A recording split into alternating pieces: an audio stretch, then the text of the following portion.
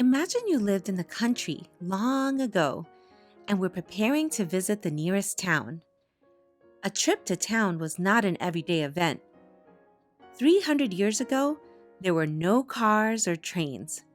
Your parents would have taken you by horse and wagon, and the going was slow. Because you wouldn't have wanted to leave your animals alone or your crops uncared for at home for a very long time, trips to town were pretty rare. Why might you have needed to go to town? Normally, everyone in your family helped to make most of what you needed on your farm. But there were always a few things that your family couldn't make themselves, like some iron nails, or a new pair of shoes, or that would have simply taken too much time to make at home, like grinding wheat into flour, or making cloth for a new shirt. Fortunately, there were different kinds of tradespeople in town who were specialists at many of these jobs that couldn't have been done at home or that took too long. How would you have paid those tradespeople for the things you needed? Farmers usually brought a load of goods to sell, or he might have bartered or exchanged some eggs or butter for the cloth you needed to make new clothes. If you bartered products that you brought from your farm, you swapped or traded what you brought for something you wanted from that tradesperson. You would not pay money, you would trade. The first stop on your trip to town, at least in a large town, most likely would have been at the town square. Most of the shops and important buildings were located in or around the town square. Unlike the country, buildings in town were close together, which made it possible for you to visit several shops on the same day. The town square was the place where the mayor and other town leaders made speeches or important announcements.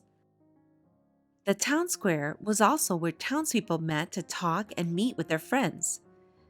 This was how people learned the latest news.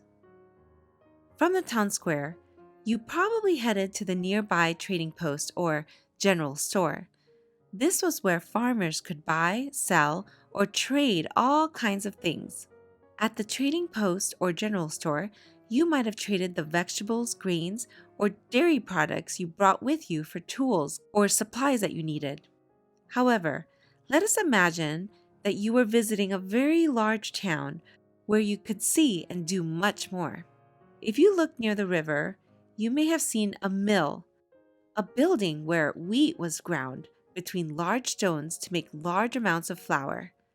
Mills were almost always on the river because flowing water was needed to turn the huge water wheel that made the large flat stones inside turn and grind the wheat. If you had visited the miller, no doubt you would have brought freshly harvested wheat or corn from your farm for the miller to grind into flour.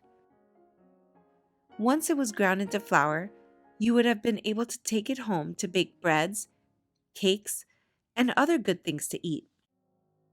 If you were a rich farmer, you may have visited the hatter for a new hat, or the dressmaker to buy a new dress for your daughter. Instead of buying cloth, you may have bought yourself a new shirt from the tailor.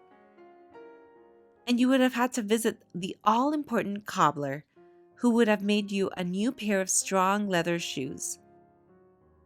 The blacksmith was an important specialist in town, with his own set of tools and skills. The blacksmith built fires to melt iron so he could pound it into the horseshoes and nails that you needed.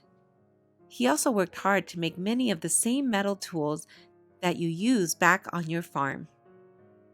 In the busy town, each of these tradespeople and merchants had something special to offer people who lived in the country, just as you had much needed fresh food to offer them.